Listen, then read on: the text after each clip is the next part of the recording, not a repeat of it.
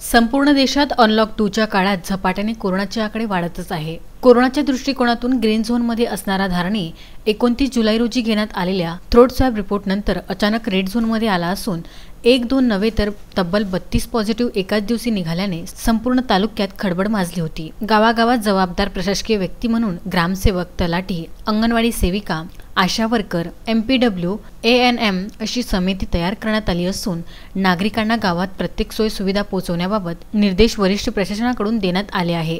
मात्र धारणी तालुक्यातील एकूण 62 ग्रामपंचायतीमधील बहुतांश ग्रामपंचायतीत नागरिकांना प्रशासनाकडून सहकार्य व मार्गदर्शन प्राप्त न झाल्यामुळे मोठ्या समस्यांना तोंड देऊन कोरोना काळात भयभीत जीवन जगण्यास नागरिक मजबूर झाल्याचे चित्र तालुक्यातील दादरा, गोलई, नागझिरा, किनीखेडा, धोकडा, खामदा, रंगुविली, चौराकुंड, डाबका, खापरखेड, नांदुरी या गावात बघावयास मिळत आहे।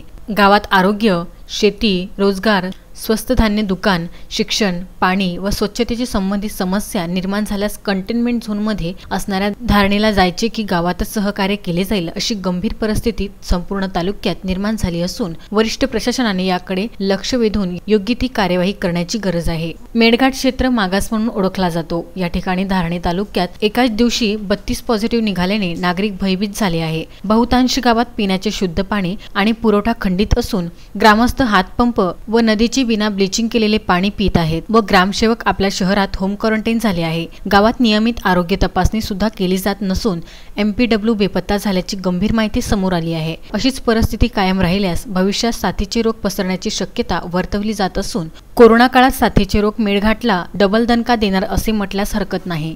प्रशासनातील वरिष्ठ अधिकाऱ्यांनी जागे होऊन गाव स्तराच्या प्रशासनास कामाला लावण्याची सक्त गरज आहे। तस्मीन शेख, विदर्भ न्यूज, धारणी।